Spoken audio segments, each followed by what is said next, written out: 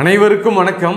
சிலருக்கு தலைக்கு குளிச்சாலே தலைவலி, தலைபாரம், சளி, தும்மல், முகத்தில் வலியெல்லாம் வரும்.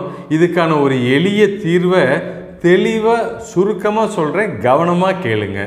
தலைக்கு குளித்த பின்னாடி முந்தியெல்லாம் தலைமுடிக்கு தூபம் காட்டுவாங்க. நம்ம பாரம்பரிய மருத்துவ ரீதியாக இந்த கூந்தல் தூபத்துக்கு பல காரணங்கள் இருக்குது. குறிப்பாக இந்த கூந்தல் தூப புகைக்கு பயன்படுத்துகிற மூலிகைகளோட தன்மைகள் என்ன அப்படின்னா, தலைமுடியோட ஆரோக்கியத்தையும் தலை தோல் முடி வேர் ஆரோக்கியத்தையும் பாதுகாக்கும். அது மட்டும் இல்லாமல் காது மூக்கு தொண்டை அப்படிங்கிற மேல் சுவாச உறுப்புகள் ஏற்படுற நோய் தொற்றையும் தடுக்கும்.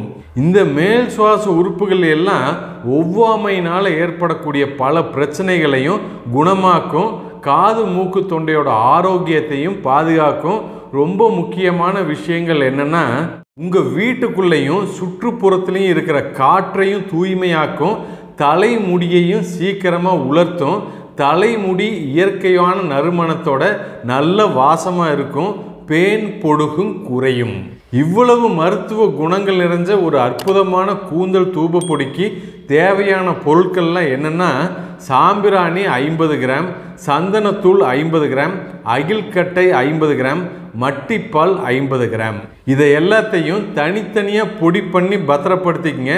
தலைக்கு குளித்த பின்னாடி இந்த பொடிகளை எல்லாம் தேவையான அளவுக்கு எடுத்து கரி நெருப்பில் போட்டு அந்த புகையை தலைமுடிக்கு காட்டுனா தலைவலி, தலைபாரம், சளி, தும்மல் வராது.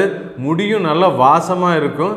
இதை குழந்தைகள்லேருந்து பெரியவங்க வரைக்கும் யார் வேணும்னாலும் பயன்படுத்தலாம். எந்த பக்க விளைவுகளும் கிடையாது. ஒரு முக்கியமான குறிப்பு, தலைக்கு குளிச்சுட்டு வந்த உடனே ஒரு டம்ளர் மிளகு ரசம் குடிங்க, இன்னும் பலன் அதிகம்.